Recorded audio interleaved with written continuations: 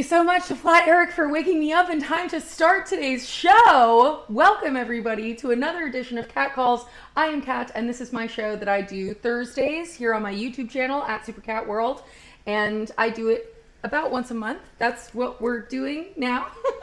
And I'm happy to have you here. I'm happy to see Gianmarco. I'm happy to see Joey. I'm happy to see that some other people are there who aren't saying hello, but you know what? We appreciate lurkers. We love you just the same. And we definitely have love for today's guest. I need everyone to make a big round of applause for today's guest. Let me hear you give it up for Deep Thrills. Yes. I am very excited to have Deep Thrills on the show today, and I need to grab my notes because I'm prepared. Deep Thrills is a guy named Matan, but savvy music fans may also know him as Paper Idol. He grew up in Wisconsin and has lived all over the world really, but he moved to LA to pursue his dream of music and has been doing so for nearly a decade as Paper Idol, making an indie dance flavor of synth pop that crosses genres from electro house to sweet singer-songwriter melodies, rock covers, future bass pop, the works. And yet, somehow, that wasn't scratching every itch. A couple years ago, he unveiled a new alter ego, his cigarette-bumming, disco ball-stomping, skinny tie-wearing take on Bloghouse, Electro Cash, Indie Sleaze goodness. Deep Thrills is giving it to us expensive and making it look cheap. And you know, Andy Warhol said, think rich, look poor. So he's basically a factory girl in a black knit sweater. I'm so excited to chat with him. There's much more to Matan than meets the ear, and that's even with his double-sided coin of musical talents. We're going to answer the tough questions, find out just how deep and cheap his thrill goes, and we're going to compare LimeWire collections of French records. But to warm up, we're going to rock out with the first Deep Thrill song I ever heard. It's called Truth Before Dare. And yes, it is an open letter to the Dare, sung in the style of LCD Sound System's Losing My Edge. It's brilliant, it's hilarious, it's vulnerable, it's got a great music video, and it opens with a quote from David Lynch. Rest in peace. Check it out, but don't lose your internet connection, and don't let your audio go in and out from your earbuds, because as soon as this music video wraps, we'll be live with Deep Thrills. So bring your questions. It's your show as much as it is my show. I'm just the one hosting it. You know, sometimes well and sometimes poorly. We're doing this together. You'll never be alone again. Here's Deep Thrills, Truth Before Dare. If a person forgets an idea that they love, it's a horror.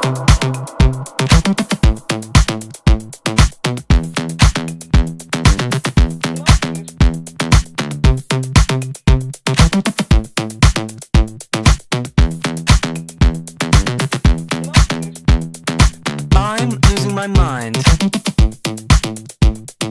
I'm losing my mind.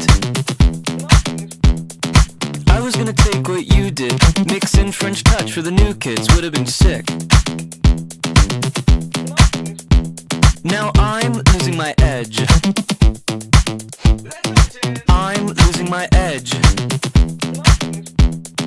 I was gonna split the disco ball, thin black tie like it's Paris, fall of '06. But I can do dubstep, and I can do trap, and I can make trance music, but it don't mean jack. I moved to LA and said, I wanna do New York. Everybody loved it, even my parents believed me.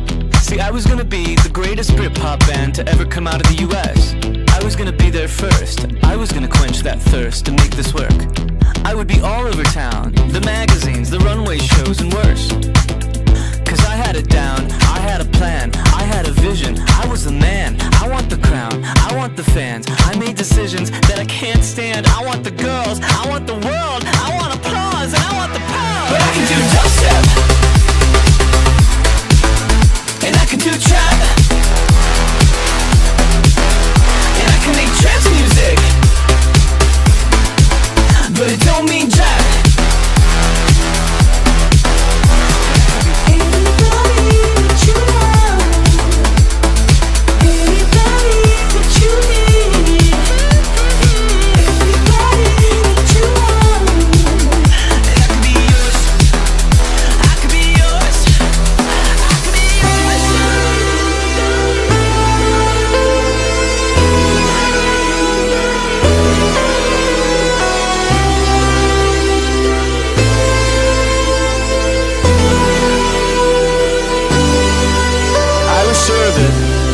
was on the wall. I've been talking over my tracks for years. I invented Helvetica. I have the LimeWire edition of every great French record. Justice, Busy P, Kavinsky, Soulwax, Monsieur Oiseau, every DJ named Sebastian. I was here before there. I was truth before dare. I like girls that do drugs too. I should have been telling the world. I gave them everything, the tempo, the photos, the hair. But I can't rock. I'm a broken stone, looking backwards, wishing I was dead. And I can do trap. And I can make trance music. But it don't mean jack. 'Cause when I take one step, I take two steps back. 'Cause I can be someone's this, and I can be that. Everybody that you want, everybody that you need, everybody that you want could be yours. I could be yours. I could be yours.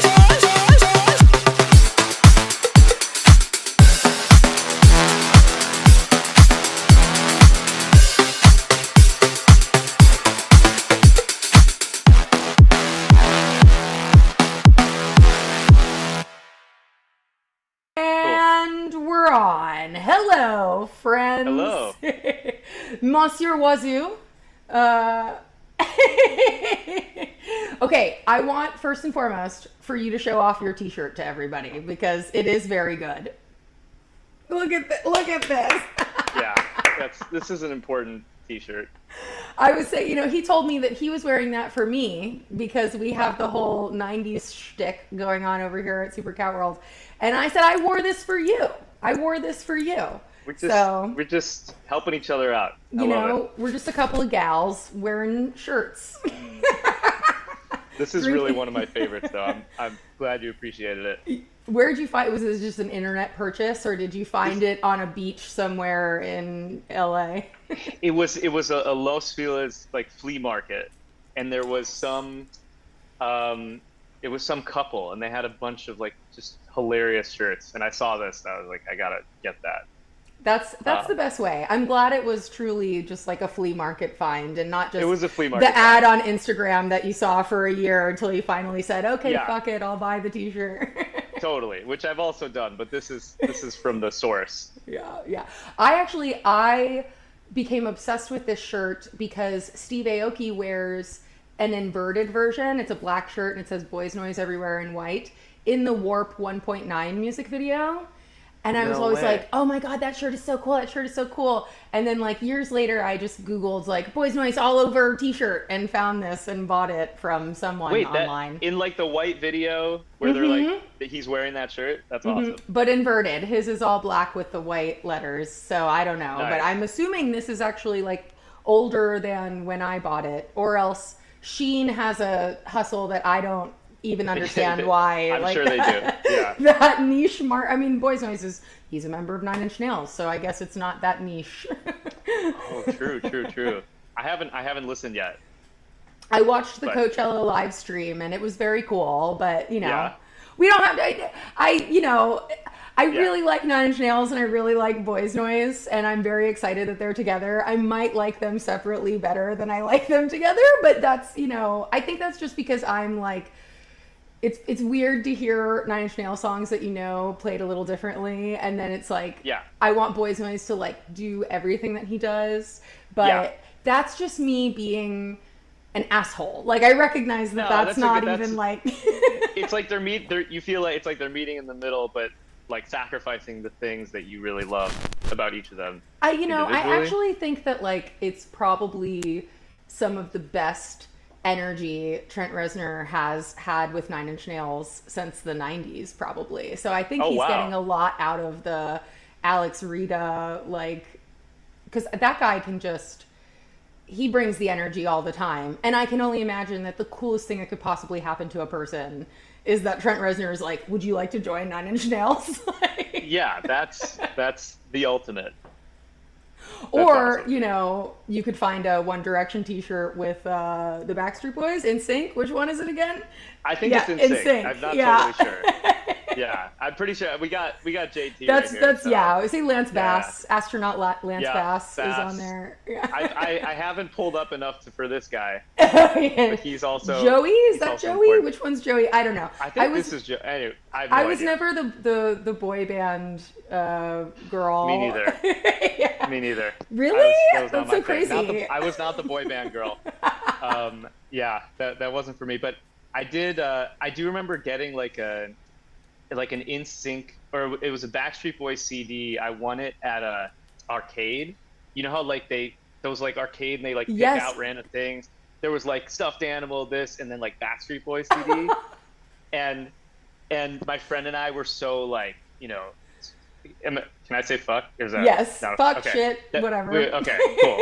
We were like, fuck, you know, fuck the Backstreet Boys and NSYNC, whatever. And we took it and like threw it across the street and stomped on it. And we were like, this is punk.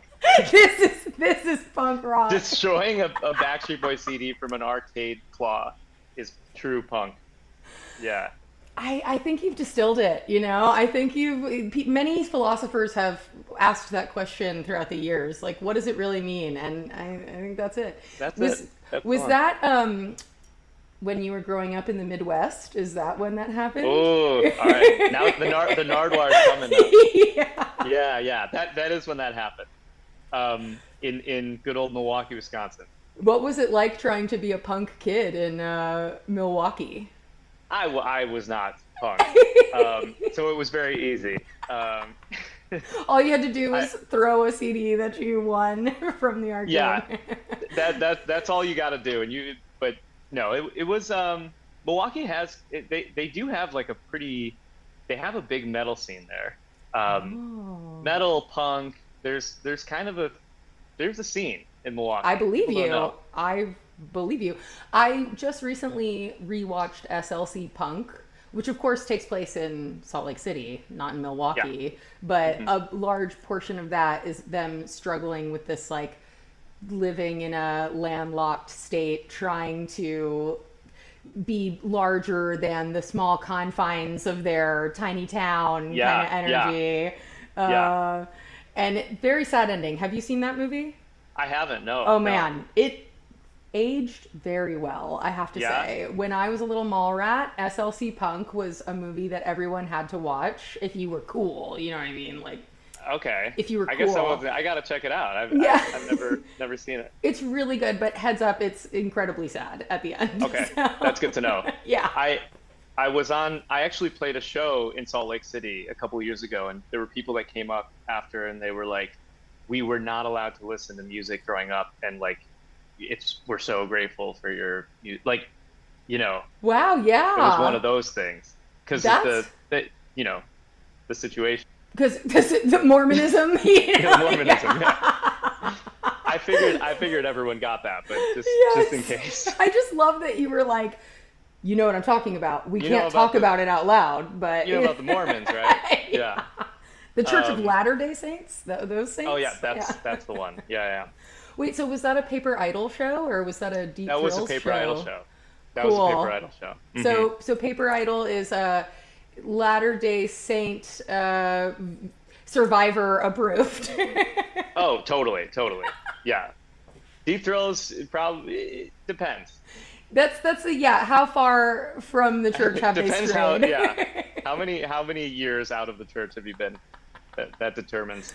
Actually, when people decide to not finish, when they drop out of the Mormon University there, BYU, they actually just hand them a Paper Idol CD, and then Yeah. they have a choice. They can You're ready. throw it in the parking lot, or they can take it home and listen to it. That's good. Hopefully, there's not that many thrown, but it's possible. Okay, but I want to hear about your musical journey as a kid in Milwaukee. Is that where you started learning to play guitar? Is that where you learned to thrash around on stage? We were watching a live clip of you in New York, and you really let him fucking have it for being yourself on a stage. Yeah, so that is where I learned. My father's a musician, and Cool. almost everything I've gotten is from him. I did all sorts of lessons. I studied with like a blues teacher for a long time in Milwaukee, but he's really the one who got me into music. So my dad he plays everything. He's in a world, like it's a weird term, but like a world music band in Yeah. Milwaukee, like the Amazing. world music band in Hell Milwaukee, yeah. and called One Drum. And so growing up, he was in this like 12-piece band that played African, Chinese, South American, Middle That's Eastern music. cool. And so I grew up with all of that. And I started playing in the band when I was, very young. Really? I would play bass or guitar. Oh in wow, the so they band. didn't even just like hand you the drums and let you just figure out the rhythm. It was like actual fingering and shit was happening. Yeah. There were many drums in One Drum. It was Yeah. not as minimalist as it sounds. They were a serious group. They don't play as much anymore, but he was in a lot of bands like that, just like a Senegalese band, this kind of band. Wow. And when I was about 10 years old, I remember going up to him and I was like, I'm ready to learn how to play music. Oh, that's And he so was like, cool. he gave me the choice. He said you could start with drums or guitar. And I started with drums. Oh, wow. I was a drummer for a couple years, and then I started playing guitar and everything else. Yeah. That's really cool. It's nice also that your dad didn't force you to do the music thing. He let you come to it himself because I don't think every parent forces their child to do the thing that they love, but it happens. Yeah. It was It's true, organic. and we're a special case where like my dad, he doesn't play or watch sports. Like he's not. That's not him. huge in Milwaukee, from what I understand. Oh, totally. Yeah. Totally. He was not the sports guy in the family. I remember one time when I was like 6 or 7, he did buy like 2 baseball mitts and a baseball to do the like classic American dad thing, and we both lasted like maybe like 3 throws each. We were like, well, what are we doing? Let's go back inside. So That's awesome. so- I love that he was like, this is an important step in a Yeah. father-son relationship. That's exactly what happened, and it just did not last. So yeah, I was totally into it, and he really like, to this day we play together, and he's been the biggest mentor and sort of like bring me into music. So that was my real start. Yeah. So when you say in Truth Before Dare, even my parents believed me. Your dad really he believed it. he's number one. Yeah, he's always number one, been number one supporter. We're both number one supporters of each other's music Yeah. careers. Does Yeah. that mean, did you actually sit down with your parents and go, I think I'm gonna do New York in LA? I don't think I said it in exactly those terms. Of course, Maybe of course. something like that. Something like that. That's really cool. Okay, so you're Yeah. in Milwaukee. You're Yeah. learning to play guitar, which Yeah. learning to play world guitar, is that like learning to play Spanish guitar or classical guitar? Like, did you end up having a crash course in like really knowing how to play guitar and not just doing bar chords and the same like Yeah. drop D tuning new metal stuff that I would have been doing in middle school? So I mean, to be honest, my dad was he's always like a classic rock guy. So my actual education was in Zeppelin, Hendrix, Clapton, guitar.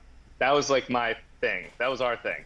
And I also had other teachers, and like all the like local teachers will teach you bar chords and Right. yeah. They're good. Iron Maiden or whatever. And they're great. You need them. There's nothing wrong with bar chords. But through the band, I definitely learned, especially like Spanish music, some classical, not too much jazz, Middle Eastern stuff, like just touches of everything. Nothing like super in depth in a different world than classic rock, but like just little things from around, you know what I mean? So like it was definitely like a holistic thing, a lot of different styles. That's really cool. Yeah. So when did you first start making your own music? And did you ever start a band when you were a kid in grade Yeah. school? Yeah, so this is a good story. So like so many kids in the Midwest at the time, I went with my friends to see School of Rock.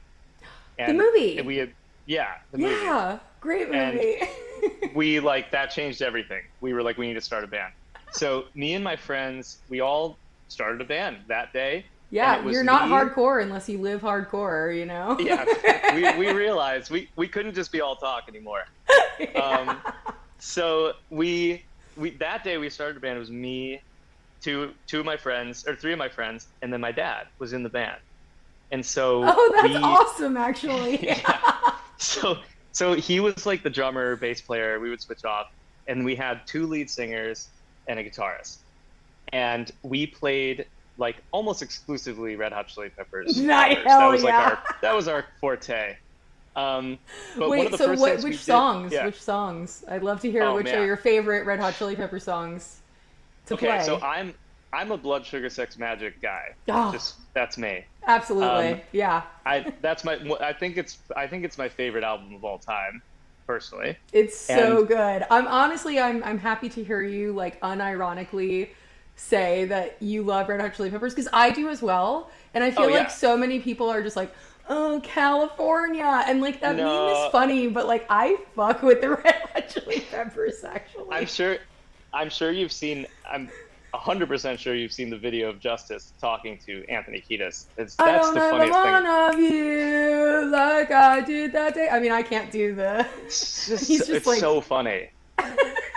That's like you can't make that up. But yeah, on a meme level they're funny, but they're really great. I mean, Yeah.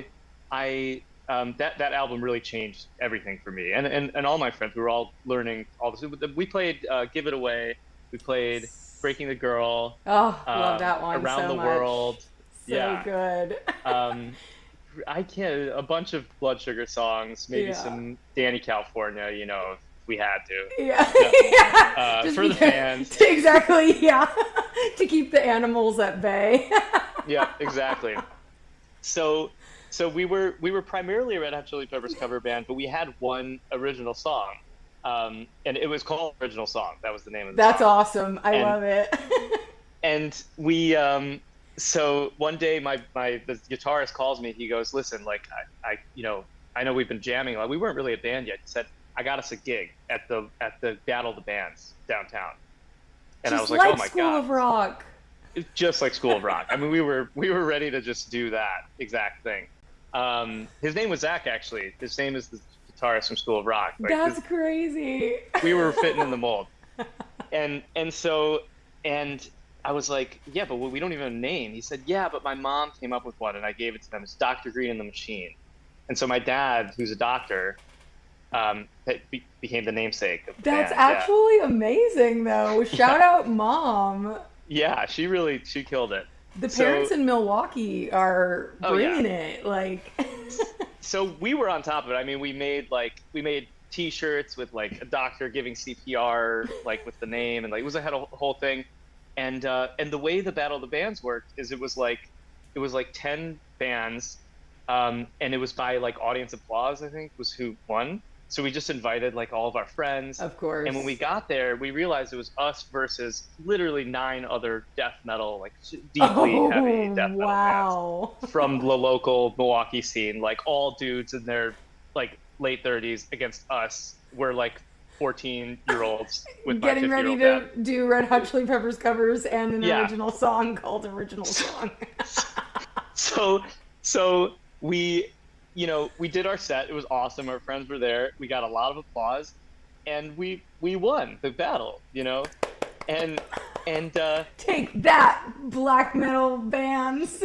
so they didn't like that. They were very unhappy, because so after the show we had members of these bands coming up and like yelling at us. But and you're kids.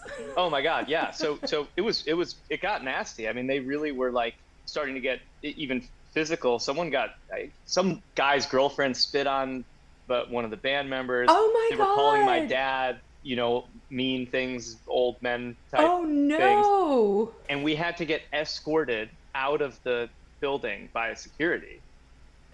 That's insane. And after this experience, you were like, yes, a career in music sounds great. I would like signed to. up for that. Yeah.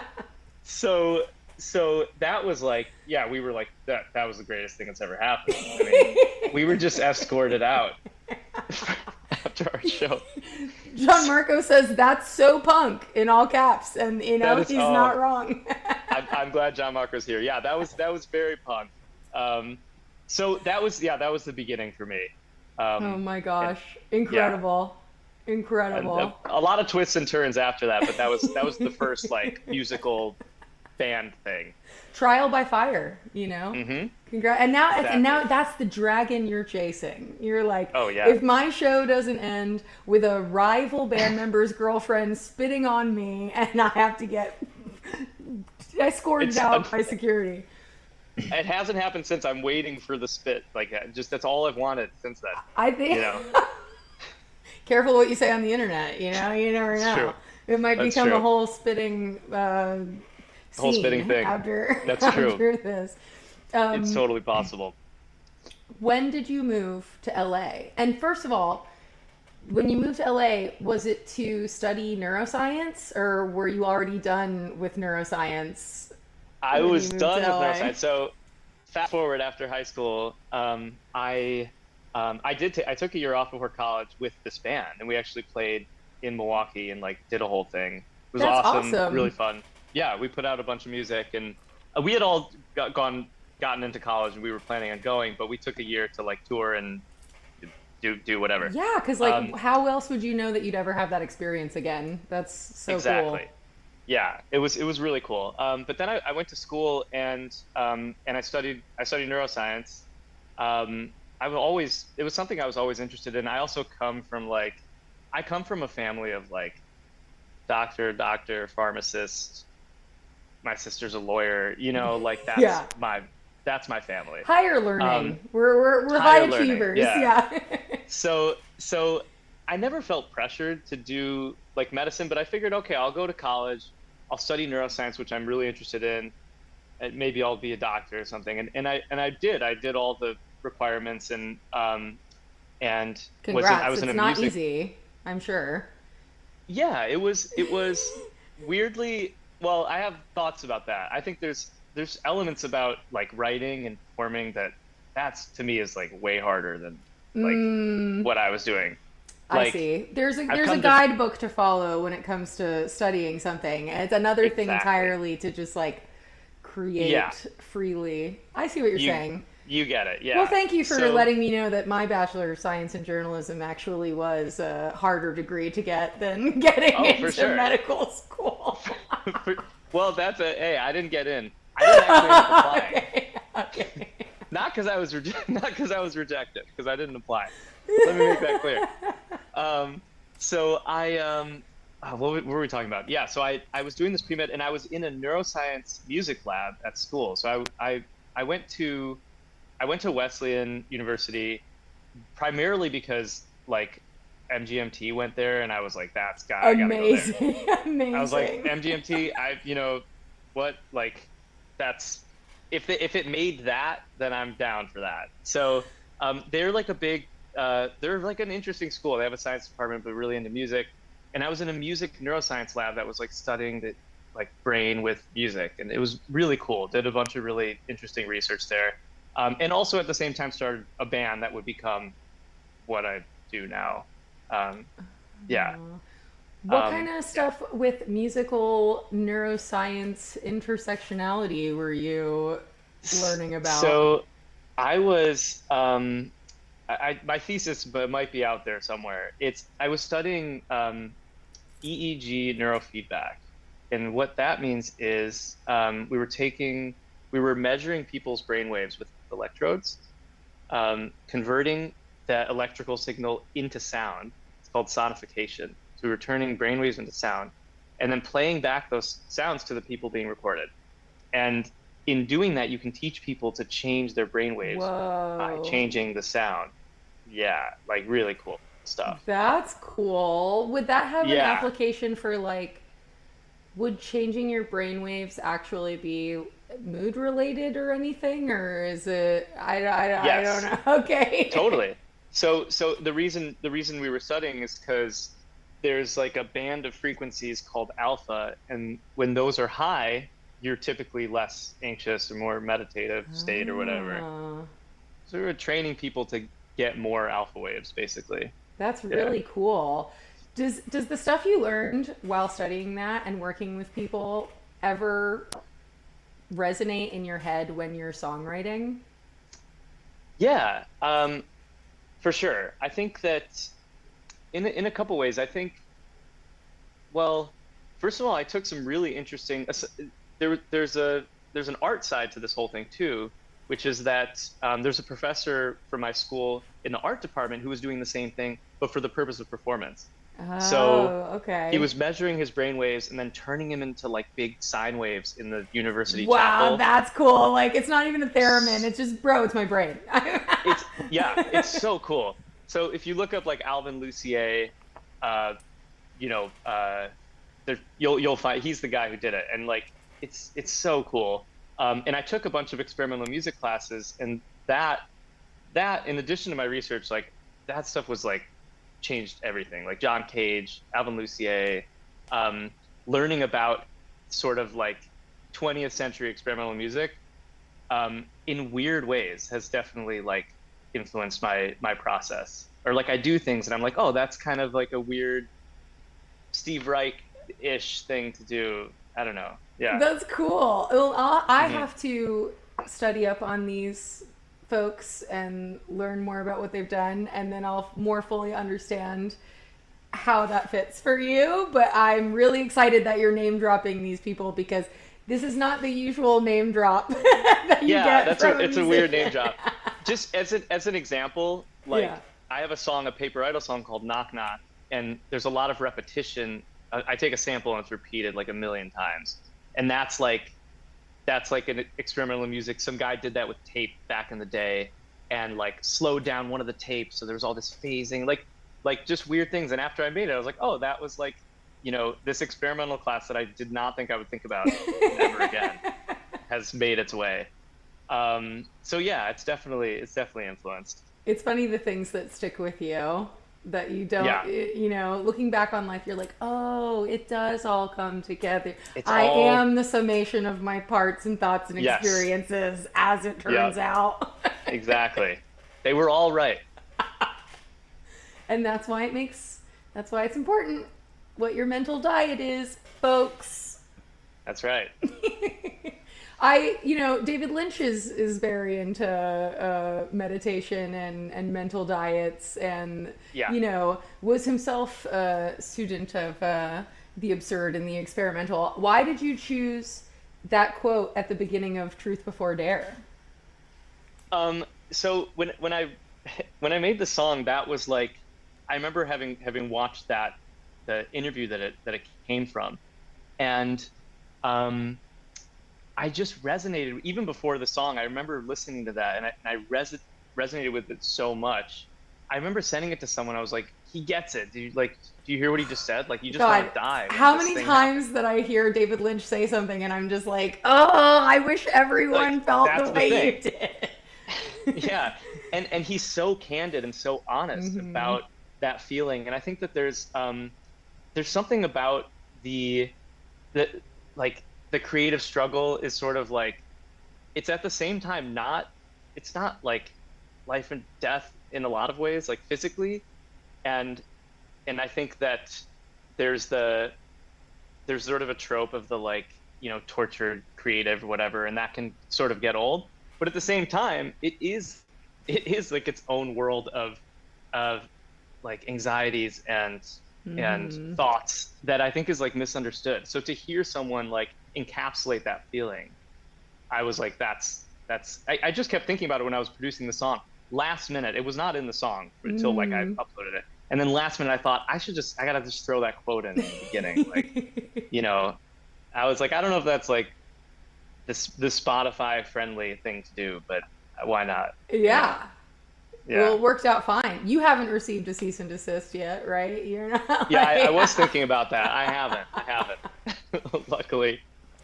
Yeah, I mean, it would have to be the estate now, R.I.P. You know, like that's true. fucking Hopefully let a man rip. You know, like the Yeah, song rocks. Like, I know. I'm hoping they'll watch it and they'll be like, okay, we get it. You get it. It's all Yeah. good. We just threw ourselves into this whole conversation, but we did start by watching the Truth Before Dare music video, and I want to ask you what it actually feels like to be slapped in the face that many times to a beat. Only you and James Murphy know. We're the only two people. You have that in common, whether you thought Well, about I it or don't know. not. Everyone's got their thing. There might That's true. That's true. There could be a whole community for it out be. there. It's a whole community. I'm sure. You know, it really sucks, and Suffer for your art, okay? I have to be honest. The final take that you saw was maybe 1/10, or if that, of the Really? slaps that I received to get that. Yeah. The first time I did it, the videographer I was working with was like, he was like, okay, the person who was slapping me was like, yeah, don't actually slap him. We'll kind of just fake it.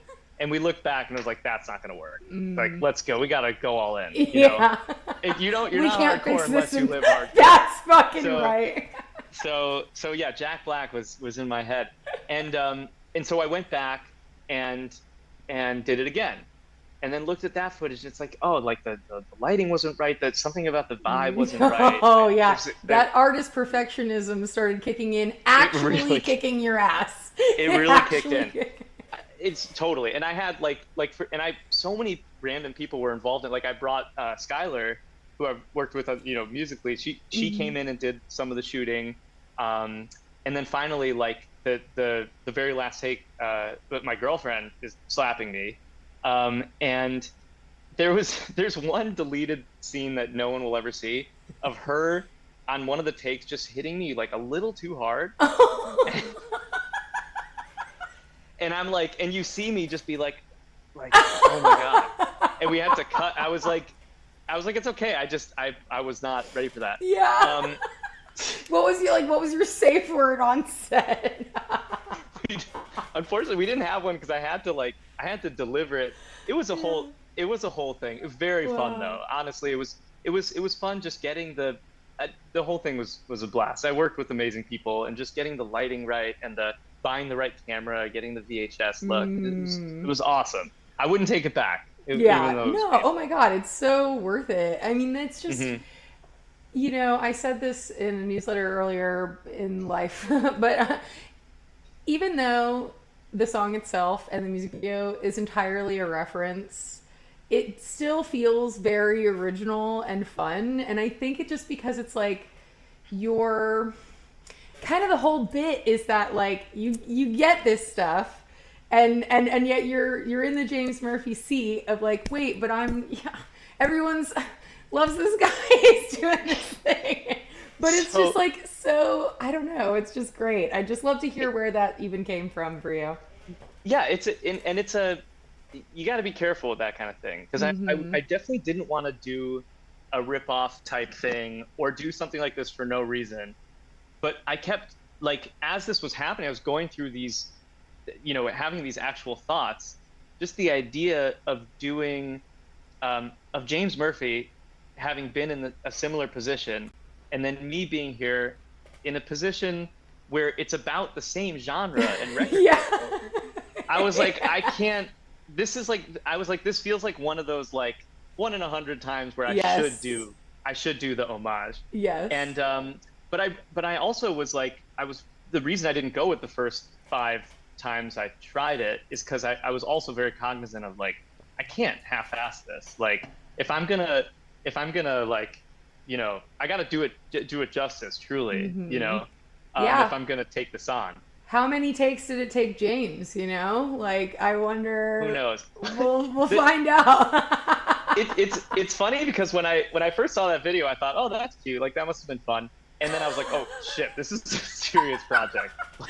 That's so funny too. When was the first time you saw that video? Because it must have been fucking way before you knew you were ever gonna even do Deep Thrills. Like way back in the day. I think I got into them like when I was in college. My friends, like that was like our pregame music somehow became LCD Sound System. Nice. And like we had a friend who was like the LCD Sound System intro skipper of the group. If we ever wanted to like get into it, Because they're all like 10-minute long songs with like a 4-minute build up. so our friend Sam was the intro skipper, and in That case sounds we like needed Sam was down to a science. Like Sam knew Oh yeah, the exact second Oh, that you yeah. needed to land to get that da, da, da, da, da, da, or whatever. yeah, exactly. Dance yourself clean. Okay, we're Yeah. going to 5 minutes. And but I didn't. I was definitely also I was a Talking Heads fan just from my dad and everything, and I got it, but I didn't get LCD Sound System at the very first, and I think it took. But that's why I love them now, because it took time. It took time to like get it and to love it. I saw them. I will say I saw Hot Chip and LCD Sound System in Milwaukee. Wow, Like- at the same time. Yeah, same What show. an awesome And it was double bef- billing. It was awesome. I was not like I didn't really know them. I was younger, and I didn't really know who they were. And at the time, the venue was sort of like, also the person running the venue was our manager of the band that I was Fuck in. yeah, you were very And so well I had- connected. Oh yeah, Look we at had you. Milwaukee. Coolest guy in Milwaukee, Milwaukee. Yeah. So we had all access passes to the whole thing, and I remember me and my friends snuck into the dressing room to like, we were like, oh, there's like, let's go see the band, you know, and we like snuck in and got kicked out by one of the band members when we were like 16. I didn't know idea who these people were. I was like, oh yeah, there's James. You're like, hey, Yeah. where's my venue? I live here. Exactly. I work here. This is my green room. Yeah. You're using Yeah. it. Exactly. I'll It's take this fascinating. beer, thank you. Yeah. It was I think it was a New Year's Eve show. Hot Chip and LCD Sound Wow, System. It that's was so cool. so great. Awesome Yeah. show. Anyway, so then that's when college, LCD Sound System, Hot Chip, that whole world, like I was just so into it. And so I had seen that, I had known about LCD, you know, for a while at that point. I gotcha. Yeah. When did the grip of what folks now, fortunately or unfortunately, call indie sleaze get its hands on you? So I was also maybe not like it was mid 2023 or so, and let's see, a friend of mine was like, oh, come to Frequencies is happening, and you know, whatever, it's all like electro stuff. I was like, hell yeah, it's sick. And I went in LA. It was like early-ish 2023. I wasn't totally in it though. I was like I was doing whatever in LA. I was like totally out of the loop. And I was like, oh, this is amazing. Like I'm so happy that people like this. Mm-hmm. This is the greatest thing ever. And so, yeah, the term is ridiculous and all that. But I'd say around then, I started to notice that shift. I was looking. You were on it way before. I'm just seemed like, oh yeah, I was gonna. I meant to do this. Oh yeah. These were the glasses that I would wear like every day in 2008 and 9 or whatever. Hell yeah. Which just felt that's just what it felt like. It felt like everything was a robotic futurescape that's like slightly turn of the millennium, but you know, it was a time. It was a time. It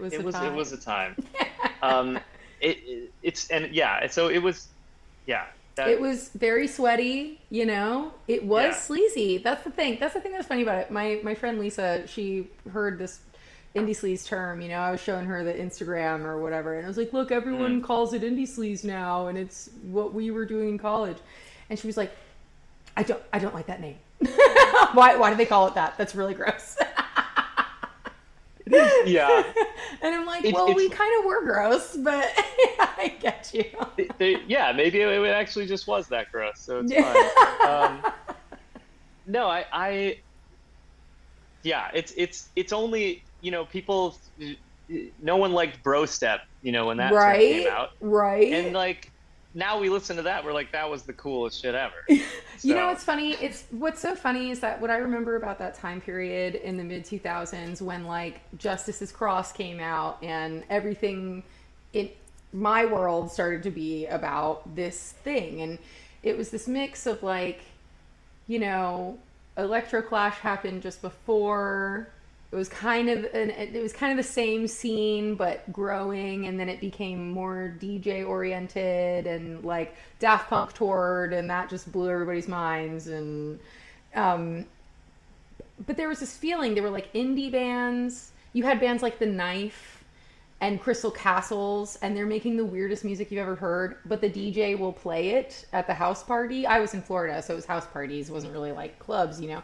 And it was like music that just all sounded very different and unique, but somehow in their differentness and uniqueness felt like they went together. Like there was a movement happening, but there wasn't a name for it. There wasn't like, oh, like, you know, eventually everyone started to use the term blog house, but blog house wasn't called blog house when it was house on blogs, you know. So when Yeah, it was yeah, when everyone yeah. was going to like whatever website.com. And it's just so interesting to see how things get named in retrospect. And I do think indie sleaze is a very funny term, but I think, Yeah. you know, for the people who were there, it might be like, but why is it called that? We never called it that. We're all boomers. But I never called it that. Why are you calling Yeah. it that? it's almost better that it sucks. Like, it's yes, yes. you know what I mean? Yes. And I think everyone's at this point is cool with that. Exactly. But so when did you move to LA So and start this was with Paper Idol? Because that's really what you've been doing for yeah. a long time. And Yes. I want to hear about that and Yeah. why it So- felt like right to have a different name also. Sure. So towards the end of college, that's when I discovered I was pretty late to Justice and all that too. I remember hearing Cross for the first time and then getting super into. I was obsessed with Sebastian. I was like Sebastian and Justice He's all the just time.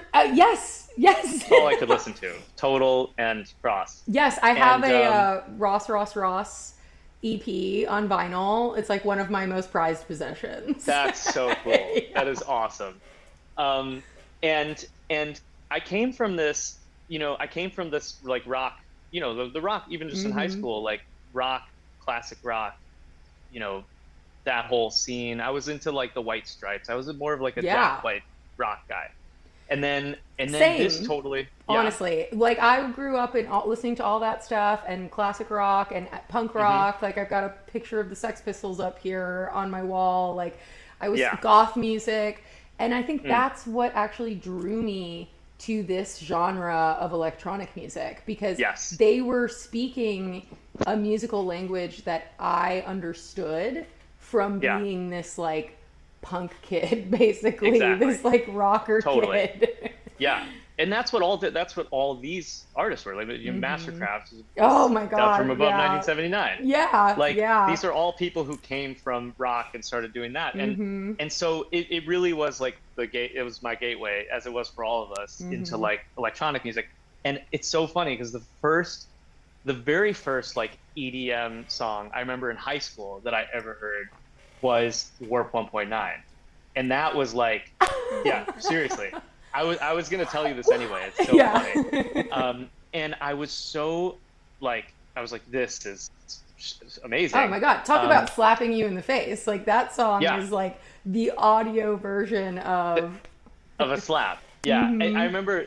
The reason I heard it, a friend of mine who found a video of that live in Australia. There's some there was some viral like Vine video of it live in Australia where the audience is so crazy that like the floor is shaking. He's like, dude, you gotta check this out. This is crazy.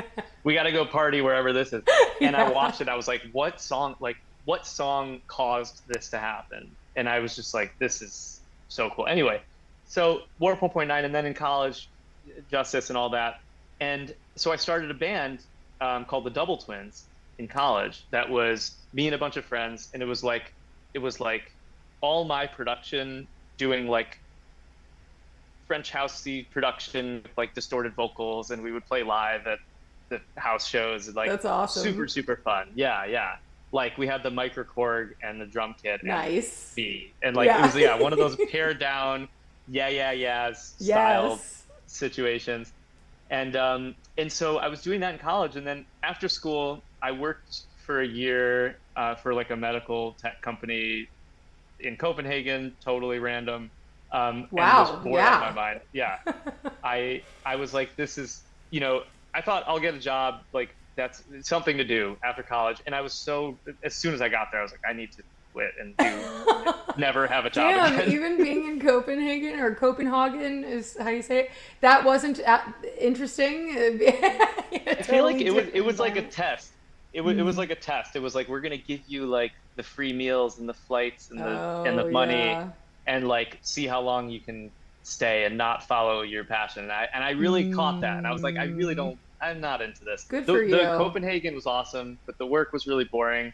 I snuck out at one point to go to a few like festivals in the city, like electronic festivals that were mind blowing. They throw some incredible like street festivals and stuff. Like if you ever, it's like, the whole community embraces electronic music in a way that the United States just can't fathom. Europe knows how, they just get it.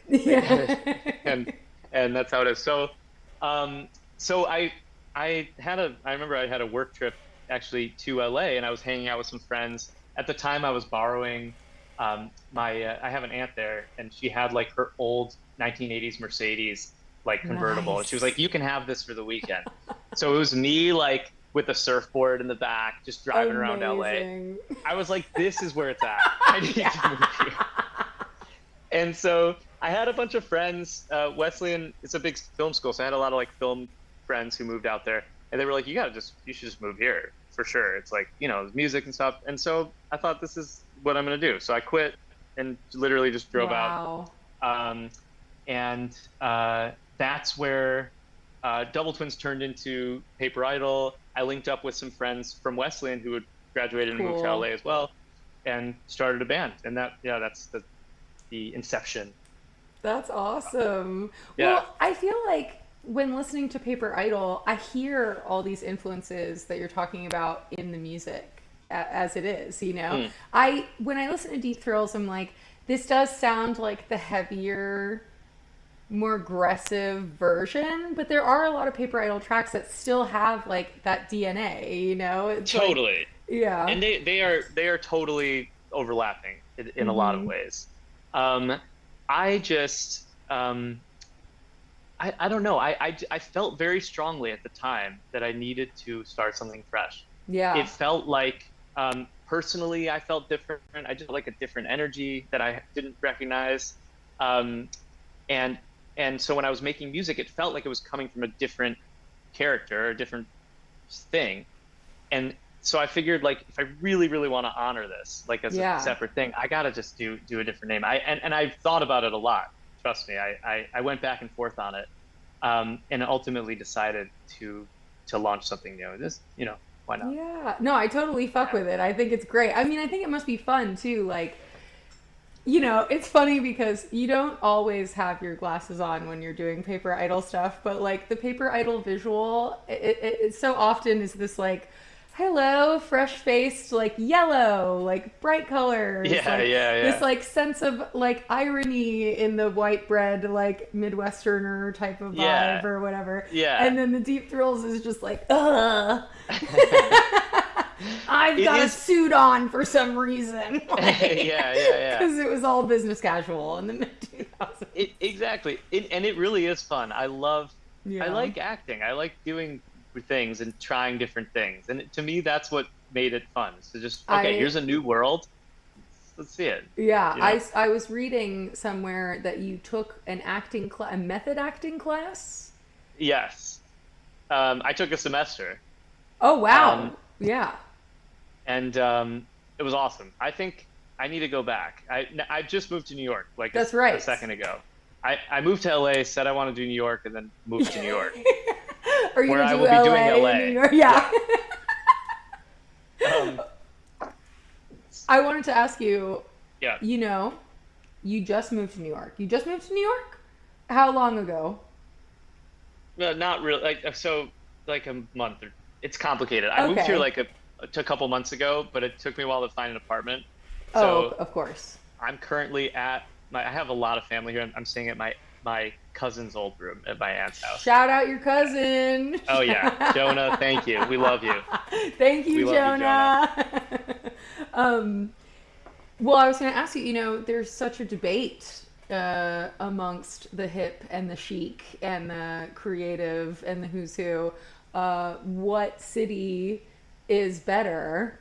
And you've only been in New York for a little bit. I'm sure you've visited many times, but how do you see these communities as a creative person? How do they stack up? How do they compare? Why move to New York? Why, like, was it, did you The age-old question. Yeah. We could talk about this for another hour. I do really love this, but somehow it doesn't get old. The question is, it's eternal and it's always interesting. It's just, they're going to fight. They're gonna fight. East Coast, They're gonna West fight. Coast forever. I think that so. I think first of all, I think I'm really glad that I moved to LA after school. Like and I've been thinking about that a lot. There's something about LA is a very easy place to get into music. It's just a very like friendly, open, you know, wide world of music there. You can do so many different things. You're inevitably gonna like meet a million different people, and like maybe not everything is your vibe, and it sucks and it's superficial. But for someone who had like just graduated, it's like the perfect place to like, okay, I'm it's okay to like be a musician here Yeah. and like fuck around and make stuff. It's like Right. a great place for that. And so I do, and also just like meeting, it's like that's where like the industry is. So it's like it's Yeah. easy to find people doing what you're doing there. That's all I'll say about LA. And New York, I had a friend, the way he put it, he was like, LA, it's like you're like collaborating all the time with people. In New York, it's like you do your thing and like no one gives a fuck. And it's That seems right. yeah. I that's always stuck with me of like People in New York aren't always asking you, we should get a coffee, you should go on a hike. Like that's not what they yeah, do. exactly. You know, and so they're different. I really don't think. I think New York's better for certain styles of music and certain styles of living, but it's definitely lacking that like loving, Yeah. easy community of LA. So yeah, that's what I would say. But I really did at one point. I was really like, I was doing any DJ set or opportunity or thing that I was doing was in New York. I was always going to New York. Interesting. Yeah. I was just like, what am I like? LA lost its thing for me at the time. Yeah. Yeah, no but shade I to love LA. it. It's just No shade to all LA. the work is bringing me to New York. What do you want me to say? It's just and it's always been more aligned with, I think my taste generally. Yeah, well, talking about the bands we were talking about, right? The Talking Heads, New York, all that, like the Yeah Yeah Yeahs, New York. Like, have you watched Meet Me in the Bathroom or read that book? I read the book. At You one point, did. yeah. That's awesome. Yeah, of course. I've only watched the documentary. I need to read the book. But How's the documentary? It's really cool. You know what's interesting about it that I noticed like halfway through is that I think what they did was they just took the audio recordings for the book and set it, obviously pared it down and set it to visual footage that they probably got from the bands and the people around the bands, because there are no talking head interviews.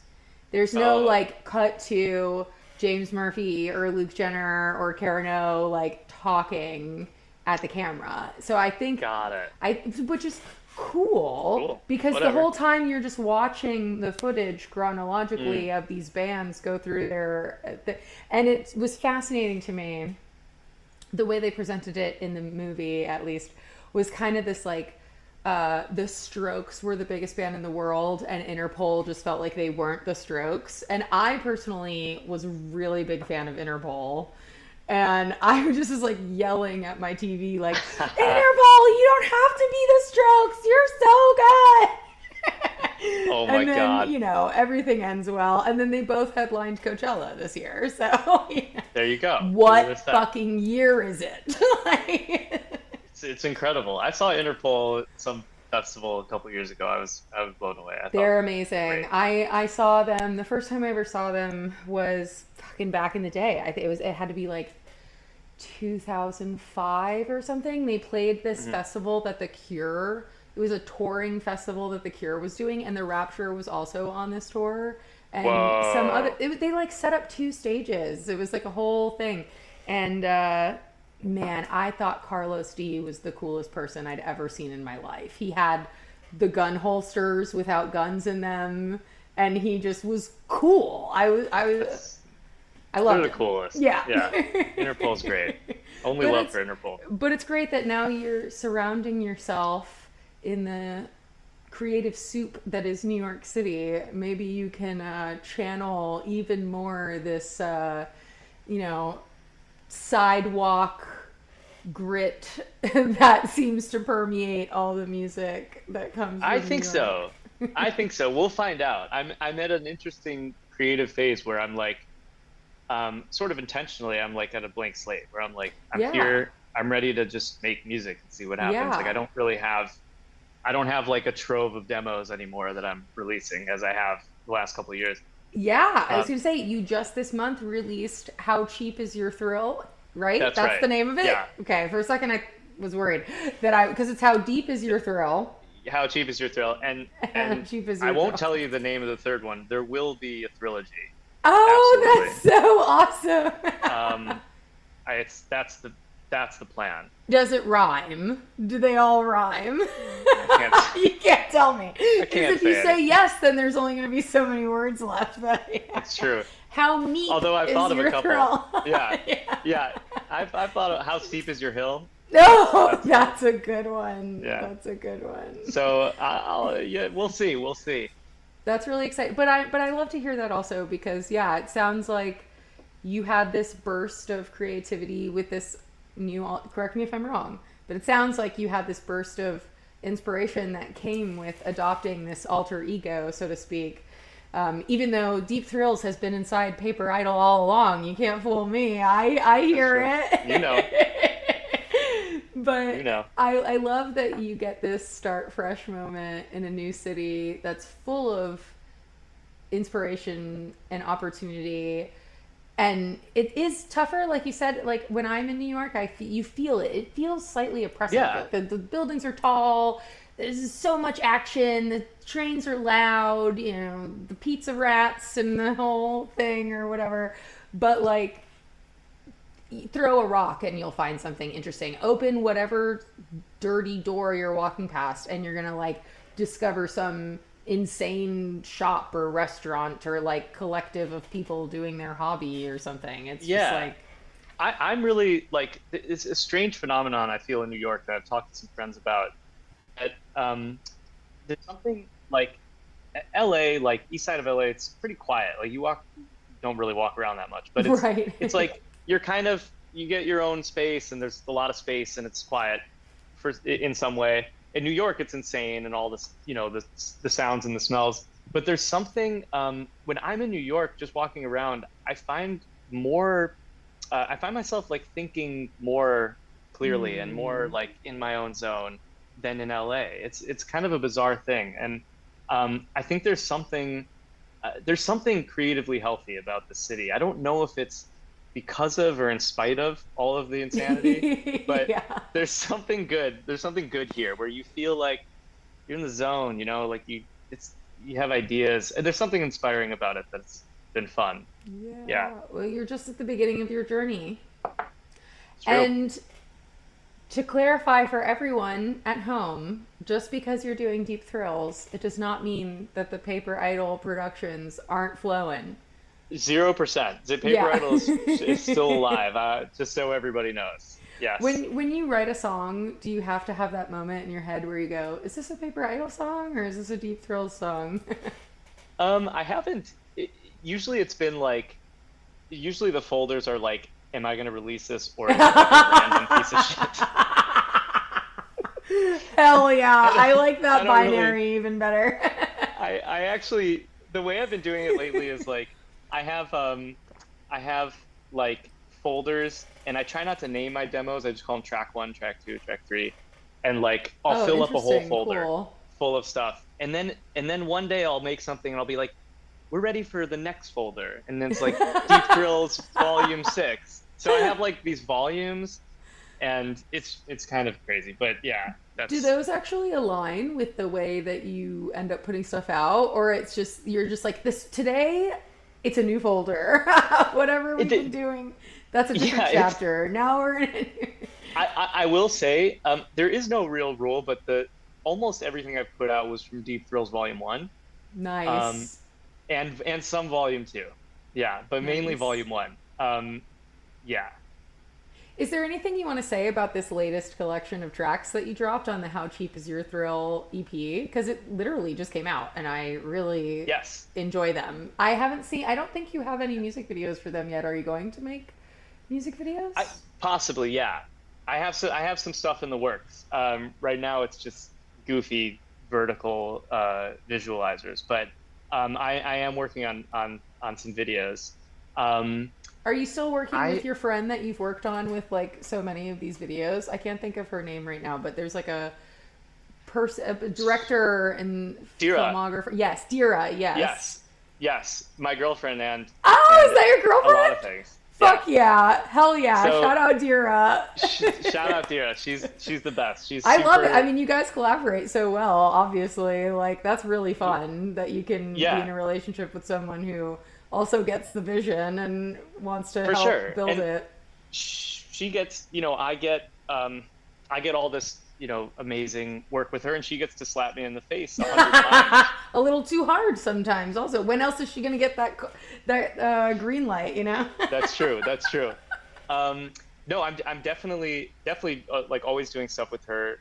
She's also the one. She's a trained method actor, and Oh, cool. yeah, so she's the one that got me into that world. Nice. And yeah, so we're definitely like working on stuff together and making stuff. That's It's awesome. it's a good pairing. Yeah. But did you want to talk about the songs? I didn't mean to totally throw off everything by... No. I'm like, I'm trying to think of what's on it. No, I'm kidding. I know what's on it. I wouldn't will blame say- you if you didn't. I So, because the cool thing, the truth is about these two EPs and maybe part of the third one is they were all from a single burst of writing. So they're all, like I said, volume 1. But what I wanted to do was, to me, it's like the second EP was a bit more like fun, like a little more fun indie pop side. I hear that. More I keep bandy. my brain keeps thinking of like Two Door Cinema Club and Phoenix and some of these Exactly. tracks, like that side Exactly. of what was happening. Yes, exactly. So yeah, like just like fun. I don't know. I really, most of them really came out like in one, or like I would go and have the thing and finish it. And that was a beautiful experience for this whole EP of like, having the idea, getting it really far, and then mixing it and doing all that stuff later, but making a lot of stuff. That was kind of the process for all of these. That's fun. So the third, Which was so fun, yeah. the third in the trilogy, Mm-hmm. the thrilling, Trilogy. the Trilogy. trilogy. Oh, of course, because of thrill. Smart. In the trilogy, will it explore another facet of that overall sound? It certainly will. Ah, nice. We'll see. Ah, nice. No, but I had fun with this one too. Just to mention about the like the album art. Oh, I 'cause love I all the tried to- writing on the arms and stuff. And Yeah, it's I tried to really find fun. like they're like totems for each song, and it's sort of like Yeah.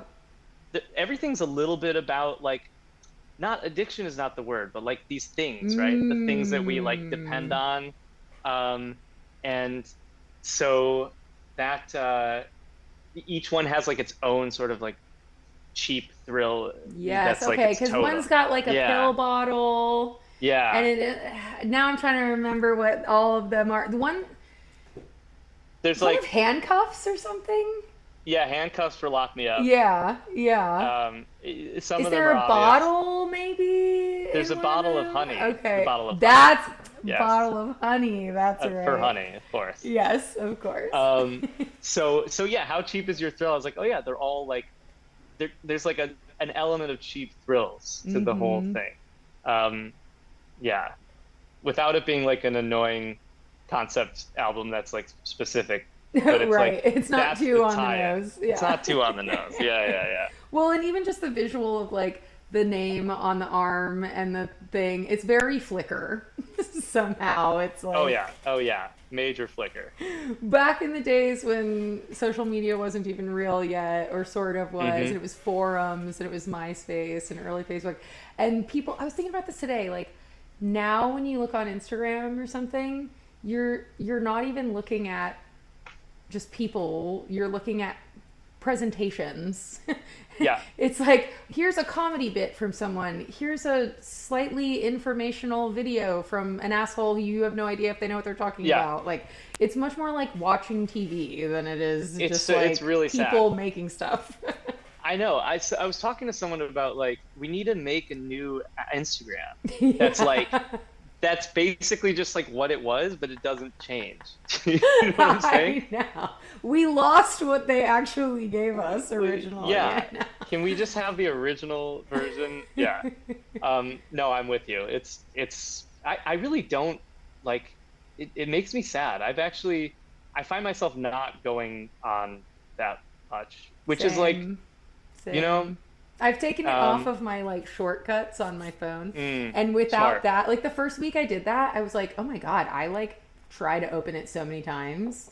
Yeah. And now I'm just like, I just barely look at it and I feel a little bad because like I have to post on it every once in a while when I do stuff like I know. this, you know? I know. But I'm like, feel a lot better. And then when you look at it, you're like, this really is cheese dicks, isn't it? Like all, Yeah, it's all of this is 100%. fucking trash. This all sucks. Everyone hates it. It's all just like, you know, it's all just for Yes. Zuckerberg's and his friends' pockets. It's Yes. just not that great. I know. Need Facebook photo energy back. I agree. Yes, John yes. Marco. Give me that MySpace. We need, just bring Flickr back. Fuck it. That'll be. Matan. That's how I say your name, right? That's right. Yes. Matan. It's been over an hour now, so It has. It has. I feel like this is great. I feel like honestly, we talked about so much and we talked about so much silly stuff. If you ever want to come back and talk more about your actual music, we can do that. I prefer the silly stuff. The music, Good. Who cares? Whatever. People can hear that. No, this was so fun. I really appreciate you having me. This Thank show is you cool. so You're doing much. great. You have great taste and great everything, Aw, and I just thank appreciate you. it. Yeah. Yeah, Yeah. well, same to you, man. I really love what you're doing. I love what you're doing with both Paper Idols and Deep Thrills.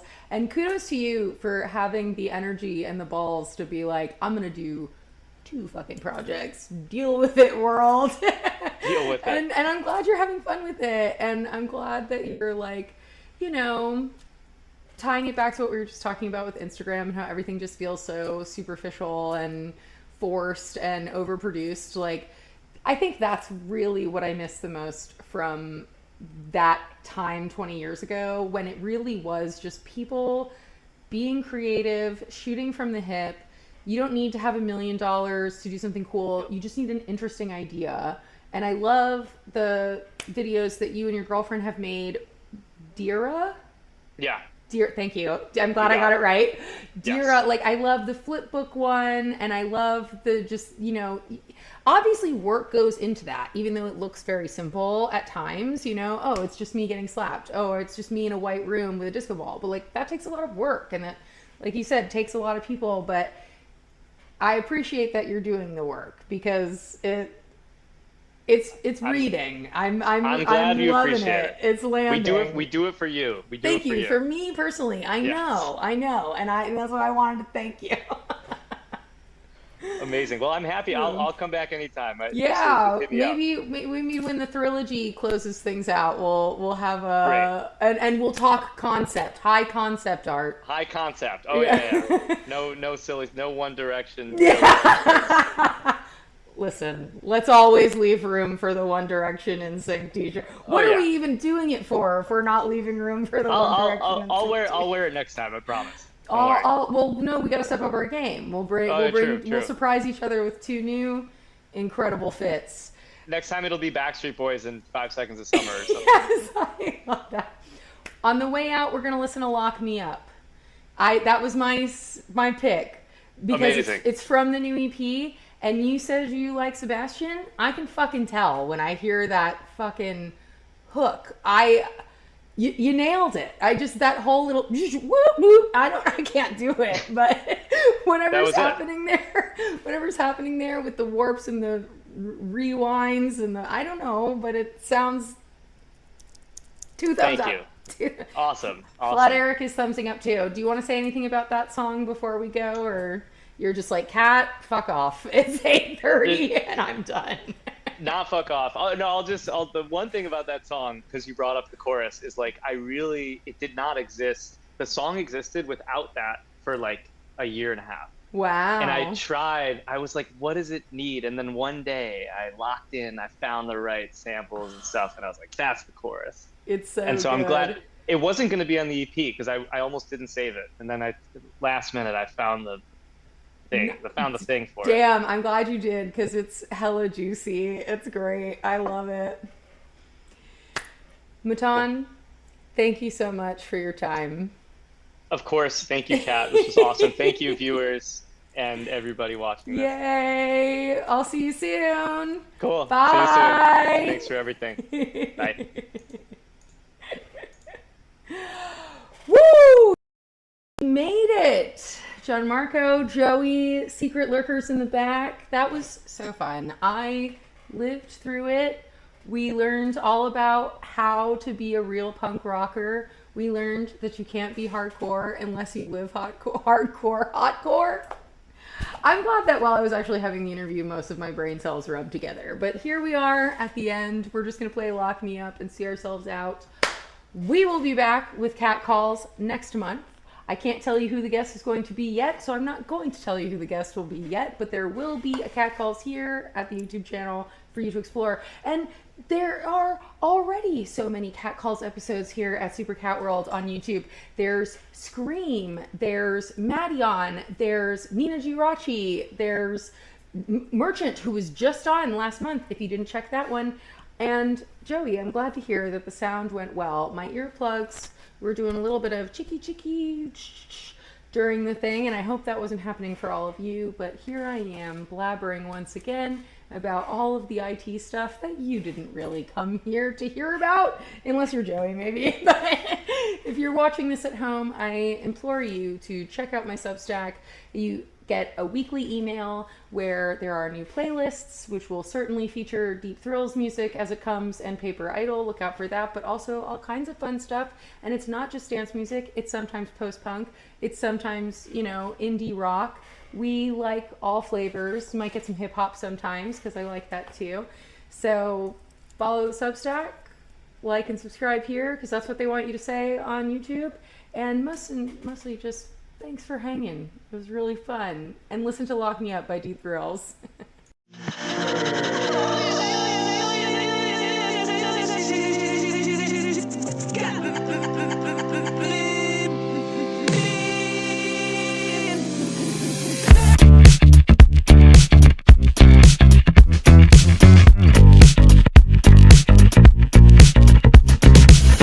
I swear to God, she's going places, 'cause she's so fascinating.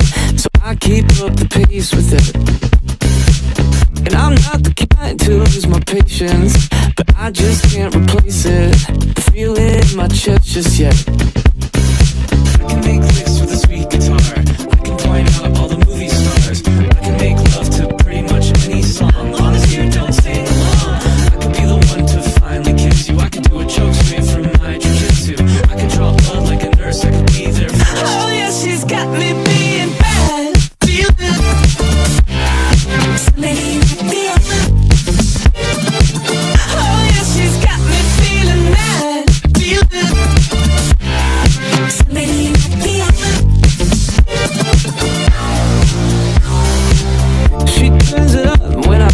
silence. She's quiet in the violence, 'cause no words ever made her cry. And I used to keep myself together, make small talk on the weather, but now my tongue is tied just right, just right, just right. Tastes good like a sweet cigar. I can point out all the shooting stars. I can make love swear it won't take very long. You can leave your makeup on. I can be the one without an issue, just a little red flag. Sometimes I miss you. I can draw blood when it hurts. I could be your. Oh yeah, she's got me being bad.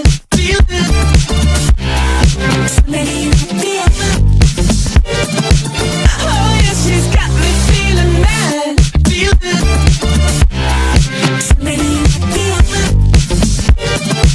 Oh yeah, she's got me being bad. Sorry, yes, this is a comedy show and not a comedian